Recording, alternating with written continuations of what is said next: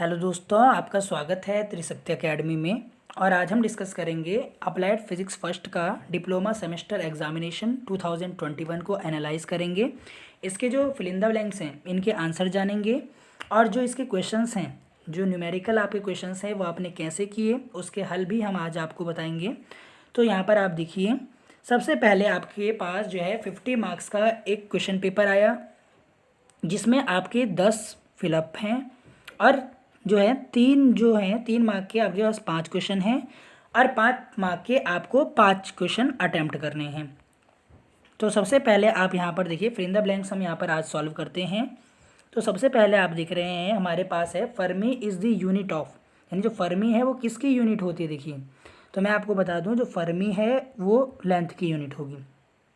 तो यहाँ पर आपका लेंथ आएगा, क्या आएगा, लेंथ यानी लंबाई।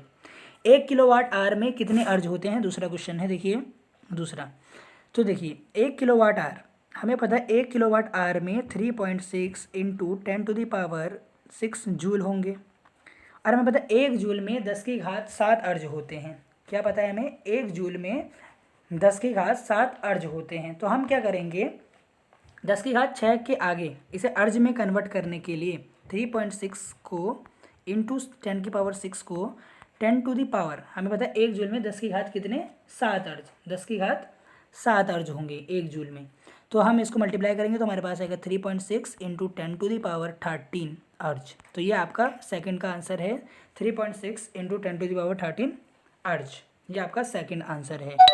अब आप यहाँ पर देखिए, इसके बाद है हमारे पास कि ए बी और सी, इसको मैं हटा रहा हूँ, देखिए इरेज कर दिया। अब आप देखिए यहाँ पर, यदि ए बी और सी तीन म्यूचुअली परपेंडिकुलर वेक्टर हैं, ए बी और सी यानी 3 वेक्टर हैं आपके पास, इस तरीके से परपेंडिकुलर हैं आपस में, इनके बीच में एक संबंध दे रखा है। देखिए ए डॉट बी प्लस सी, इस तरीके से दे रखा है। तो पहले आप देखिए, यह आपके पास आएगा A dot B plus A dot C. अब आपको पता है ए डॉट बी होगा A B cos theta cos 90, यानी कॉस 90 का मान आपको पता है क्या होता है, 0। तो ये भी आपका 0 हो गया, ये भी आपका 0 हो गया। तो आंसर आपका क्या आएगा, पूरे का 0 आएगा। ये आप ध्यान रखिए। फिर आप देखिए चौथा है यहाँ पर, 1 पास्कल में कितने पॉइज होंगे। तो देखिए 1 पास्कल में, यहाँ पर मैं आपको बताता हूँ, 1 पास्कल में 10 पॉइज होते हैं, 10 पॉइज होते हैं आपके 1 पास्कल में। ऑल सेंट्रल फोर्सेस, जो सभी केंद्रीय बल हैं वो कैसे हैं, वो आपके संरक्षीय होते हैं, यानी कंजर्वेटिव होते।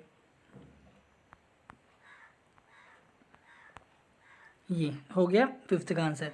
जो एंगल ऑफ फ्रिक्शन है, जो आपका घर्षण का कोण है, वो किसके बराबर है, वो एंगल ऑफ रिपोज के बराबर है। देखिए किसके बराबर है, एंगल ऑफ रिपोज के बराबर होता है। ये भी मैंने आपको बता दिया, घर्षण कोण एंगल ऑफ रिपोज के बराबर होगा। इसके बाद आप देखिए, जो चुंबकीय विरूपण विधि का उपयोग जो है वो आप किसके उत्पादन में करते हैं, चुंबकीय विरूपण विधि का उपयोग आप अल्ट्रासोनिक वेव्स के उत्पादन में करते हैं। किसके उत्पादन में, अल्ट्रासोनिक वेव्स के उत्पादन में आप करेंगे। किनका उपयोग, आप उपयोग करेंगे यूवी रेज के उत्पादन में मैग्नेटोस्ट्रिक्शन मेथड का आप उपयोग करेंगे। ये आपको ध्यान रखना है। ये आपने यहाँ पर आंसर लिखा होगा, उनका करेक्ट है। जो डेसिबल है वो यूनिट है किसकी, साउंड इंटेंसिटी की। किसकी, साउंड इंटेंसिटी की यूनिट क्या होती है आपकी, डेसिबल। यानी ध्वनि तीव्रता की जो यूनिट है वो आपकी क्या है, डेसिबल है।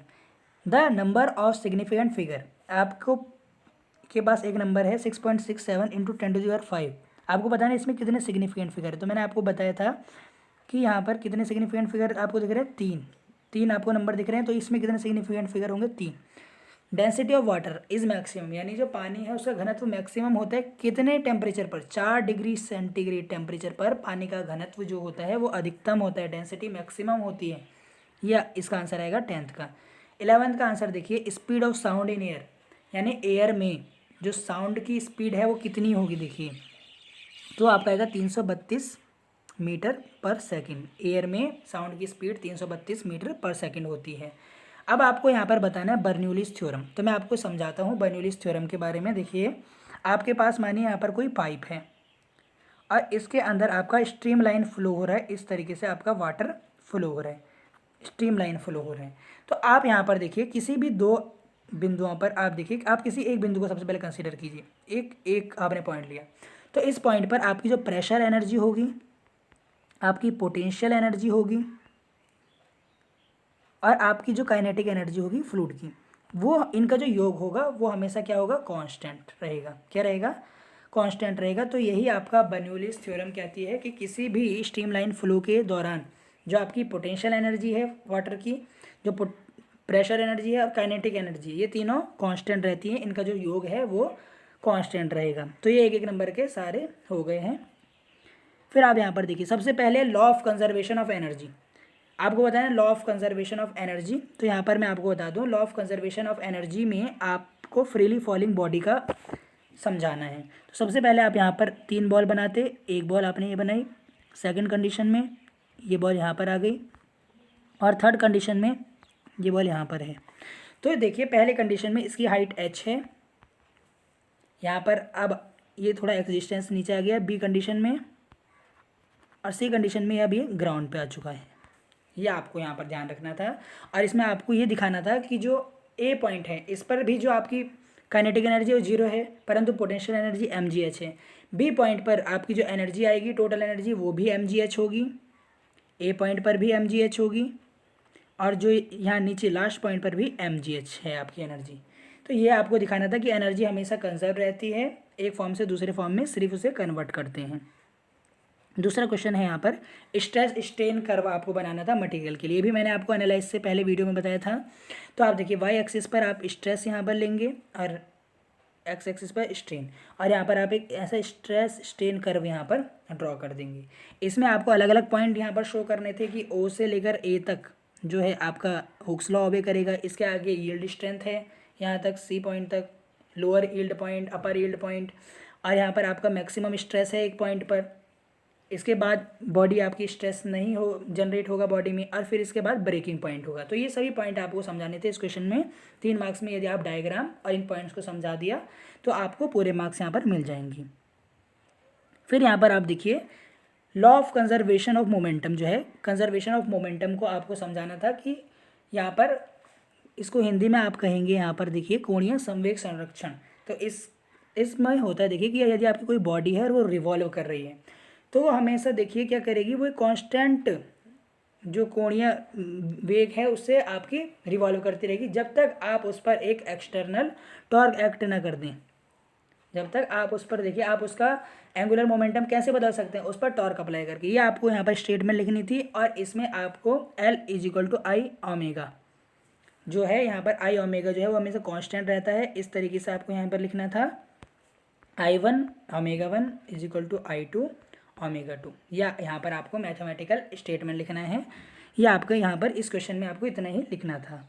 अब यहाँ पर इसके बाद आप देखिए वर्क एनर्जी थ्योरम, ये भी मैंने आपको कराई भी है, और वर्क एनर्जी थ्योरम आपको कहनी भी है यहाँ पर, मतलब लिखनी भी थी, और इसका फॉर्मूला भी आपको लिखना है, यहाँ पर एक्सप्लेन करना है इसे। तो देखिए वर्क एनर्जी थ्योरम कहती है कि किसी भी बल द्वारा किया गया कार्य जो होता है वो काइनेटिक एनर्जी में परिवर्तन के बराबर होते हैं। यानी W बराबर जो होता है हमारे पास काइनेटिक एनर्जी में परिवर्तन के बराबर होता है, mv1² -12 mv2²। इस तरीके से आपको दिखाना था कि इसमें आप एक बॉल का डायग्राम बनाते कि ये m मास है, पहले वो u वेलोसिटी से चल रही है, फिर इसकी वेलोसिटी आपकी v हो जाती है, मास अभी भी v है। तो इस तरीके से जो आपका वर्क होगा वो होगा चेंज इन काइनेटिक एनर्जी के बराबर। यह आपको यहाँ पर शो करना था केवल इस तरीके से। अब आप यहाँ पर देखिए इसके बाद जो आपके पास क्वेश्चन है वो आपके पास है, आपको लिमिटेशन बतानी है डायमेंशन एनालिसिस की। जो आपके पास विमीय विश्लेषण है इसकी क्या आपके पास जो है वो क्या है, लिमिटेशन, क्या लिमिटेशन है, यानी इसकी आपको क्या बतानी है, लिमिटेशन। तो वो मैं आपको बताता हूँ। देखिए लिमिटेशन इसकी बहुत अधिक है। ये मैं आपको जो मैंने डायमेंशन वाला आपको चैप्टर कराया था उसके दौरान भी मैंने आपको बताया कि इसकी क्या क्या लिमिटेशन है और क्यों हम विमीय सूत्र है उसका उपयोग अधिक नहीं कर पाते। तो देखिए ये डायमेंशन कांस्टेंट को आप इसके पॉइंट में लिखते कि ये डायमेंशन कांस्टेंट की कोई विमा नहीं होती, ये इसका एक ड्रॉबैक है। डायमेंशन लेस कांस्टेंट, जैसे आपका कोण होता है उसकी कोई विमा नहीं होती, इस तरीके से। और आप यहाँ पर देखिए इसके बाद वो कहता है कि इसमें जो लॉग फंक्शंस हैं उनको आप लॉग के फंक्शन है, ट्रिग्नोमेट्रिक फंक्शन है, इनको भी आप इसमें डिराइव नहीं कर सकते हैं डायमेंशन की मदद से। ट्रिग्नोमेट्रिक फंक्शन है, लॉग फंक्शन है, इनको भी आप यहाँ पर डिराइव नहीं कर सकते। ये इसका एक क्या है, ड्रॉबैक है। और यहाँ पर है कि ये केवल जो है 3 वेरिएबल पर ही ज़्यादा जो है फोकस करता है, वो है MLT। बाकी जो है यदि आप कॉम्प्लेक्स जो है डेरिवेशन करेंगे तो उसमें आप विमीय विश्लेषण का उपयोग नहीं कर सकते। ये केवल सिंपल जो है आपके विमीय विश्लेषण को सॉल्व करता है। ये भी जानकारी नहीं देता कि कोई जो आपकी फिजिकल क्वांटिटी है, ये भौतिक राशि है, वो स्केलर है या वेक्टर, ये भी ये कोई जानकारी नहीं देता। तो इस तरीके से आपको ये वाला हो जाना चाहिए था। इसके बाद आप देखिए, आपके पास एक सवाल है कि एक बॉडी है जिसका मास जो है वो 50 किलोग्राम है, और यहाँ पर जो मोमेंटम है P वो आपको दे रखा है 1000 किलोग्राम मीटर पर सेकंड स्क्वायर पर सेकंड, सॉरी। आपको काइनेटिक एनर्जी निकालनी है। तो देखिए काइनेटिक एनर्जी का फॉर्मूला होता है हाफ mv², ये काइनेटिक एनर्जी। अब आप देखिए m तो आपके पास है पर v नहीं है, तो वो आप किससे फॉर्मूले से निकालेंगे, मोमेंटम के, P = mv। यहाँ से आप क्या निकाल लेंगे, देखिए P है आपके पास 1000 को डिवाइड करेंगे आप 50 से, तो आपके पास v आ जाएगा, कितना आएगा ये आपके पास 20 मीटर पर सेकेंड। अब आपके पास मास भी है 50 × 20 और उसे 2 से डिवाइड कर देंगे, देखिए 10, तो आपके पास कितना है 500 जूल। काइनेटिक एनर्जी की यूनिट भी जूल होती है, एनर्जी है यूनिट जूल होगी, तो 500 जूल इसका आंसर आ रहा है। अब आप देखिए, आपको बताना है विस्कोसिटी क्या है, टाइम पीरियड क्या है और रिजोनेंस क्या है। तो देखिए विस्कोसिटी, देखिए ऐसी प्रॉपर्टी है फ्लूइड की जो उसको बहने से रोकती है, आप उसे विस्कोसिटी कहते हैं। यदि आप इसमें इस तरीके का डायग्राम दिखा देते कि यहाँ पर आपका फ्लूइड फ्लो हो रहा है और जो आपके अपोजिट डायरेक्शन में जो इसको अपोज कर रहा है फ्लूइड के फ्लो होने को, उसे आप विस्कोसिटी कहते हैं। यह आपको यहाँ पर केवल लिखना था। टाइम पीरियड क्या है, देखिए टाइम पीरियड यहाँ पर आपके जो है आवर्त से, यानी जो अब आप वेव एंड वाइब्रेशन पढ़ते हैं वहाँ पर भी आप इस्तेमाल कर सकते हैं कि देखिए टाइम पीरियड यानी एक साइकिल को कंप्लीट होने के दौरान लगने वाला जो समय अंतराल है उसे ही आप क्या कहते हैं, टाइम पीरियड कहते हैं। क्या करते हैं, यानी जब आपकी वेव एक मोशन एक साइकिल कंप्लीट करती है, देखिए इस पॉइंट से शुरू हुई साइकिल और इस पॉइंट पर ही खत्म हुई, तो वो कितने टाइम में खत्म हुई उसे ही आप क्या कहेंगे, आवर्तकाल कहेंगे। क्या कहेंगे, आवर्तकाल कहेंगे। ऐसे ही रिजोनेंस है। तो रिजोनेंस की परिभाषा इस तरीके से है कि देखिए जब आपकी दो फ्रीक्वेंसी आपस में मिलती हैं, जब आपकी दो फ्रीक्वेंसी आपस में मिलेंगी तो आप उसे क्या कहेंगे, रिजोनेंस कहेंगे।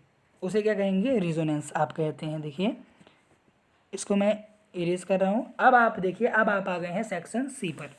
कौन से सेक्शन पर अब आप आ चुके हैं, सेक्शन सी पर। इसमें आपको सबसे पहले सिंपल हार्मोनिक मोशन यहाँ पर बताना था। तो इसमें आपको कुछ नहीं बताना, इसमें आपको कंडीशन लिखनी है कि कोई भी बॉडी सिंपल हार्मोनिक मोशन में तब होगी, देखिए जब आपका एक्सेलरेशन जो है, जो आपका त्वरण है, वो उसके डिस्प्लेसमेंट के समानुपाती होगा। जो यदि आपका एक्सेलरेशन डिस्प्लेसमेंट के डायरेक्टली प्रपोर्शन हो तो आप उसे क्या कहेंगे, बॉडी सिंपल हार्मोनिक मोशन में है। जैसे आपका पेंडुलम होता है, तो वो आप देखिए इस प्रकार, ये आपका पेंडुलम है, ये इधर से यहाँ तक मूव कर रहा है इस प्रकार से, ये देखिए। तो इस तरीके का आप सिंपल हार्मोनिक मोशन कर रहा है पेंडुलम। और इसकी दूसरी कंडीशन, दो कंडीशन होती है सिंपल हार्मोनिक मोशन की, एक एक्सेलरेशन जो है डिस्प्लेसमेंट के डायरेक्टली प्रपोर्शन हो, ये आपको ध्यान रखना है। और जो त्वरण की दिशा होती है विस्थापन के विपरीत होती है, यानी जो एक्सेलरेशन की जो डायरेक्शन होगी वो डिस्प्लेसमेंट के क्या होगी, विपरीत होगी। क्या होगी, विपरीत होगी। फिर इसमें कहा था कि आप एक एक्सप्रेशन दीजिए, क्या दें, आप एक एक्सप्रेशन देंगे किसके लिए, एनर्जी के लिए। तो वो मैं आपके लिए फॉर्मूला लिखता हूँ, आप इसका डेरिवेशन अपनी बुक में देखेंगे। E = 2π² mn², इस तरीके से इसका आपके पास एक फार्मूला आएगा। ये आपको सिंपल हार्मोनिक मोशन में ये फार्मूला आपको लिखना था। ये फार्मूला है आपके पास E = 2π² m × n²। यहाँ पर n जो है वो आपकी फ्रीक्वेंसी को दर्शाता है, m जो है मास है, एनर्जी का आ जाएगा इस तरीके से आपका ये हो जाएगा। इसके बाद देखिए आपके पास एक अच्छा यहाँ पर क्वेश्चन है कि यहाँ पर आपको डायमेंशन दी है, देखिए 60 जूल पर मिनट, सिस्टम की एक डायमेंशन दी है 60 जूल पर मिनट। आपको इसे कन्वर्ट करना है 100 ग्राम 100 सेंटीमीटर और 1 मिनट दूसरे आपको सिस्टम में कन्वर्ट करना है। तो आप यहाँ पर देखिए N1 आपको यहाँ पर क्या दिया था, 60 दिया है, वो जूल पर मिनट में है। तो आप देखिए जहाँ पर जूल है तो वहाँ पर जो यूनिट होगी वहाँ पर MKS सिस्टम होगा तो मास की यूनिट यहाँ पे किलोग्राम होगी, लेंथ की यूनिट यहाँ पर मीटर होती है, और टाइम यहाँ पर मिनट में दिया है तो मिनट ही आप यहाँ पर लेंगे, 1 मिनट। इस तरीके से आप यहाँ पर लेंगे। N2 आपको फाइंड आउट करना है। M2 आपको दे रखा है देखिए 100 ग्राम। L2 आपको दे रखा है यहाँ पे 100 सेंटीमीटर, और टाइम भी यहाँ पर आपको मिनट में ही दे रखा है। तो आप इनको कंपेयर करेंगे N1 U1 को अगर N2 U2 से, ये आप खुद करेंगे, मैं आपको करवा चुका हूँ ड्यूरिंग जब हम वीडियो बनाई थी डायमेंशन एनालिसिस पे। तो N1 U1 equal to N2 U2 करेंगे तो आपका यहाँ पर जो N2 है वो आपका 600 आएगा। कितना आएगा? 600 यहाँ पर आएगा आपका। परंतु आपको ये ध्यान रखना पड़ेगा कि आप इसमें विमा जो है पावर की लगाएंगे, पावर का सूत्र यहाँ पर आप लगाएंगे, क्योंकि इसने कहा है कि 60 जूल पर मिनट। आपको पता है जूल पर सेकंड या मिनट जो है वो आपका पावर आता है। क्या आएगा? पावर। तो यहाँ पर आप जो विमा है वो पावर की लगाएंगे। देखिए इसकी लगाएंगे यहाँ पर डायमेंशन पावर की। इस तरीके से आप इसे आसानी से सॉल्व कर पाएंगे। अब आप देखिए फिर इसमें था स्टोक्स लॉ। स्टोक्स लॉ भी हमने आपको अपने वीडियोस में प्रोवाइड करवाया है, जो कि आपके फ्लूइड चैप्टर से रिलेटेड है। अब आप इसमें देखिए स्टोक्स लॉ आपका क्या कहता है, ये मैं आपको बताता हूँ कि देखिए जब भी कोई स्फेरिकल बॉडी, जब भी आपकी कोई स्फेरिकल बॉडी जो है वो क्या करती है, मैं आपको इसकी स्टेटमेंट पढ़कर बताता हूँ। देखिए इसकी स्टेटमेंट हमारे पास है कि देखिए जब भी कोई बॉडी, स्फेरिकल बॉडी जिसकी रेडियस r है, इस तरीके से ये कोई स्फेरिकल बॉडी है, रेडियस r है, v वेलोसिटी से मूव हो रही है किसी भी फ्लूइड में, किसी भी विस्कस लिक्विड में फ्लो हो रही है, नीचे को जा रही है, तो इसके अबव, यहाँ तो नीचे को जा रही है बॉडी, इसके अबव में भी जो ये लिक्विड है एक अपवर्ड फोर्स लगाएगा, जिसे ही आप विस्कस फोर्स कहते हैं। और जो विस्कस फोर्स होता है ये 6 पाई ईटा आर वी के बराबर होता है, जहाँ पर ईटा कोफिशिएंट ऑफ विस्कोसिटी है, आर रेडियस है, वी इसकी वेलोसिटी है। ये आपके पास आ गया। फिर आपको टर्मिनल वेलोसिटी बतानी है क्या है, इसका फॉर्मूला भी हम डिराइव कर चुके हैं वीडियो में, मैं केवल आपको इसमें यहाँ पर इसका फॉर्मूला ही बताऊँगा। बाकी आप यदि आपको आंसर चेक करना है तो आप वीडियो में जाकर देखें कि कैसे आपने डिराइव किया है। तो v is equal to 2r² rho g upon में 9 ईटा, ये इसका फार्मूला है। देखिए क्या है ये इसका फार्मूला, जहाँ पर रो आपकी क्या होगी, रो आपकी डेंसिटी है फ्लूइड की, और जी और यहाँ पर सिग्मा आपकी डेंसिटी है। रो आ गया आपका यहाँ पर रो, यदि इसमें आप सिग्मा उसको 0 माने, यानी सिग्मा भी यहाँ पर होता है जो किसकी आपकी डेंसिटी होती है, लिक्विड की डेंसिटी होती है। यदि आप उसको 0 मानते हैं तब आपका फार्मूला ये आता है। इस तरीके से आपका फार्मूला आएगा, आप इसको देख सकते हैं वीडियो में। फिर आप देखिए यहाँ पर टॉर्क आ गया। तो टॉर्क आपको पता है कि जो टर्निंग मूवमेंट प्रोड्यूस कर दे किसी बॉडी में, जो किसी बॉडी को टर्निंग इफेक्ट प्रोड्यूस कर दे बॉडी में, जैसे ये आपका कोई, इसमें यदि आप फोर्स लगाते हैं इस हिंज के अलॉन्ग तो ये इसमें टर्निंग मोमेंट पैदा कर देगा, उसे ही आप टॉर्क कहेंगे। मोमेंट ऑफ इनर्शिया क्या होता है देखिए, फिर कह रहा है मोमेंट ऑफ इनर्शिया। तो देखिए यदि आपकी कोई बॉडी रिवॉल्व करे तो रिवॉल्व ही करना चाहती है जब, और यदि उसका वह गुण जो उसको रिवॉल्व करते रहने देता है, जो एक्सटर्नल फोर्सेस को अपोज करता है, उसे ही आप मोमेंट ऑफ इनर्शिया कहते हैं, उसे ही आप मोमेंट ऑफ इनर्शिया कहेंगे। और इनके बीच में जो रिलेशन है वह T is equal to I alpha, जो टॉर्क और मोमेंट ऑफ इनर्शिया में जो रिलेशन है ये हमने इस्टेब्लिश भी किया है, आप उस वीडियो में अच्छे से इसको देख सकते हैं। फिर आता है यहाँ पर रिवर्बरेशन टाइम। तो देखिए रिवर्बरेशन टाइम जो है ये भी मैंने आपको जो है बताया है। रिवर्बरेशन टाइम में क्या होता है, इसे आप हिंदी में अनुरणन काल कहते हैं। Time for which the sound persist in a room, यानी जब आप कुछ बोलते हैं किसी कमरे में तो जितने समय तक आपकी आवाज़ जो है कमरे में प्रजिस्ट करती है, रहती है, उसे ही आप अनुरणन काल कहते हैं। क्या कहते हैं? अनुरणन काल आप उसे कहेंगे। अब फिर वो कहता है अनुरणन काल को आप किस तरीके से कम कर सकते हैं। तो देखिए अनुरणन काल को हम कैसे कम कर सकते हैं, एब्जॉर्बर लगाकर। आपने देखा होगा सिनेमा हॉल्स में एब्जॉर्बर लगाए रहते हैं। आप पर्दे लगा सकते हैं कमरों में, कुशन की सीट्स इस्तेमाल कर सकते हैं। कर्व वॉल और कॉर्नर्स को, यदि आपकी कोई वॉल कर्व है उसको आप अवॉइड करें, क्योंकि कर्व वॉल के कारण क्या होता है, आपके साउंड का जो रिफ्लेक्शन है वो अधिक होगा। तो आप क्या करें, इनको अवॉइड करें, कर्व वॉल्स को एंड कॉर्नर को शुड बी अवॉइडेड, जिससे साउंड जो होगी आपकी एक जगह पे कॉन्सेंट्रेट नहीं होगी। तो ये आपको यहाँ पर इसको रोकने के उपाय लिखने हैं। फिर ये देखिए बहुत आसान एक सवाल आया था, फ्रिक्शन बताइए। तो फ्रिक्शन भी मैंने आपको बताया था कि जो मोशन को होने से रोकता है, एक ऐसा बल जो मोशन को होने से रोके उसे आप फ्रिक्शन कहते हैं। इसका आपने डायग्राम बनाया होगा, एडवांटेज डिसएडवांटेज। इसके एडवांटेज मैंने आपको बताए कि यदि आप ज़मीन पर चल रहे हैं तो वो भी किसके कारण है, वो आपका किसके कारण होगा? यदि आप ज़मीन पर चल रहे हैं तो वो आपका किसके कारण है? फ्रिक्शन के आपका कारण है। इसके डिसएडवांटेज भी आपको पता है कि वियर एंड टियर होता है बहुत, ये इसके डिसएडवांटेजेस हैं किसके? फ्रिक्शन के आपके, ये मैं आपको बता दूं। फिर आप यहाँ पर देखिए, फिर यहाँ पर है आखिरी में सेंट्रीपिटल फोर्स क्या है। तो देखिए जब भी कोई बॉडी सर्कुलर मोशन करती है, सर्कल में घूमती है, और यदि वो इनवर्ड एक फोर्स लगा रही है तो उसे ही आप सेंट्रीपिटल फोर्स कहते हैं। इसका आपको फार्मूला डिड्यूस करना है जो आपके पास आएगा mv²/r, ये आप इसके पास इसका फार्मूला आएगा। तो मैक्सिमम मैंने जो है हर क्वेश्चन को आपको समझाने की कोशिश की है। यदि आप हर क्वेश्चन को यदि आपने अटैम्प्ट किया है मैक्सिमम, तो आपको मार्क्स मिलने के अधिक से अधिक चांसेस हैं। यदि आपको इस वीडियो से रिलेटेड कोई भी क्वेरी हो तो आप त्रिशक्ति अकेडमी के कमेंट सेक्शन में कमेंट करें, और यदि वीडियो आपको अच्छी लगी हो तो प्लीज़ आप इसे लाइक करें। बहुत बहुत धन्यवाद।